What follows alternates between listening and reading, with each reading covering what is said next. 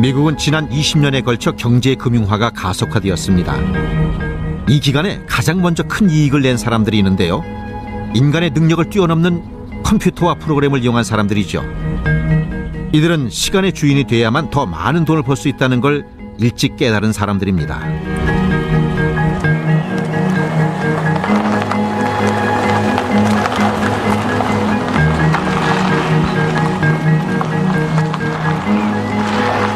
My name is Thomas Peterfi. I'm the founder of Interactive Brokers. We cater to financially sophisticated individuals, introducing brokers, hedge funds, proprietary traders, mutual funds, and financial advisors. This is my daily commute. This is where I do my work on the days when I don't go into the office and I don't have meetings. And this is my study. This was the first computer ever on the stock exchange. Other people were trying to guess what the proper prices for options would be, and my traders would know exactly what they should be, so we had a strong advantage. I was nearly bankrupt when this machine was invested. I heard that your company weighs like $6 billion? Currently it's about 8 billion. Yeah, eight, no, it's 9. It's 9 billion. What's it going to mean for energy? Capitalism is the natural state of man. It will never break down. There's competition.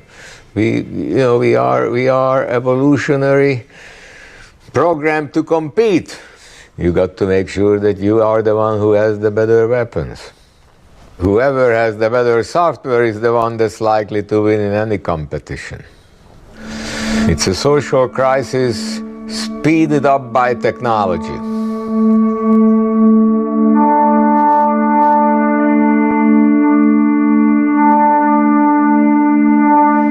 Now, capitalism is completely uncoupled from the human agenda, right? It has nothing to do with human beings making conscious choices about humanity's future movements. Instead, it's about machine-based algorithms predicting the time travel strategies of other machine-based algorithms.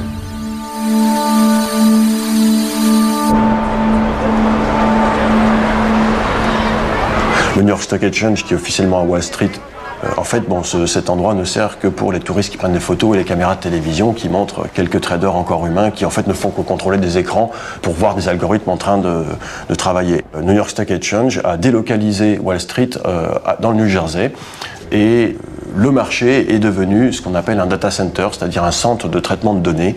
Et qu'est-ce que le marché? C'est grosso modo un serveur qui a à peu près cette taille-ci, qui est une sorte d'ordinateur qui met en relation les acheteurs et les vendeurs qui sont désormais des algorithmes qui achètent ou qui vendent.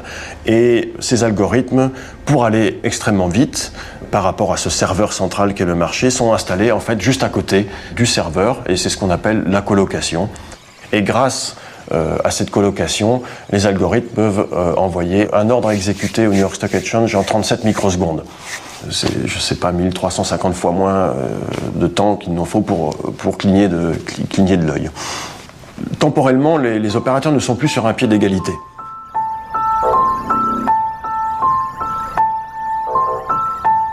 And in the old days, even when I was growing up, the idea was you would invest in a company, say, AT&T or IBM. You'd buy the stock in that company, you'd own a little piece, and you'd wait 20 years, 30 years for that to be worth more because the company's going to grow over those decades. That's capitalism, everything grows. Nowadays, people don't really have that patience, right? So instead of buying a stock now and selling it in 30 days or 3 months, I buy a future on that stock. So what's a future on that stock? It means now, instead of buying the stock today, I'm buying it now 3 months from now. I'm betting on its price 3 months in the future today. So what people think about what's going to happen then can be traded on now. So what we've done is compressed all that 3 months of time into now, into this one trade. That's called a derivative. If I trade this second, what if somebody is going to trade like just the second before I've traded? Now they are 3 months in the future and I'm, 3 months in the future, but 2 seconds after they're 3 months in the future, which is all magnified because of all this compression. So what we're going to do is get really, really fast computers. And we're going to see when that person makes a trade, and then we're going to trade based on their trade before their trade goes through. But if I don't watch out, there's another guy with a better algorithm and a faster computer trading in my future. Il y a un côté évidemment marketing des fabricants d'algorithmes, puisque pour gagner de l'argent, il faut être plus agressif que l'autre. Des algorithmes qui s'appellent Guerilla. Guerilla, lui, c'est un algorithme de Crédit Suisse. Et après, voilà, il y a un algorithme comme Sniper qui travaille pour Goldman Sachs. Il passe son temps à observer les autres, comprendre leur logique, et à un moment, il va tirer pour pouvoir profiter d'une faille dans les transactions ou dans les ordres de cotation que réalisent les autres algorithmes.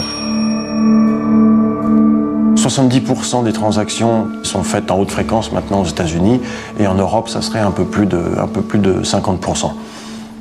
Il y a des choses qui sont un petit peu, qui donnent le vertige. On peut imaginer par exemple que la SEC, qui est le gendarme de la bourse américaine, la commission qui surveille les échanges, elle met quelque chose comme 3 mois à analyser ce qui se passe en 3 minutes.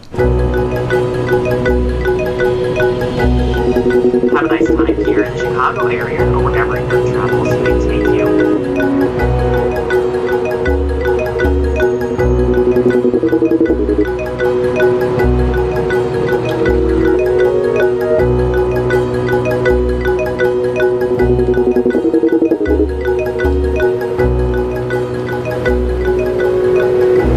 This is another way to look at algos making up. Machines are always exact. They do the same things over and over and over again, and they leave footprints. And so this is one way of us being able to see those footprints.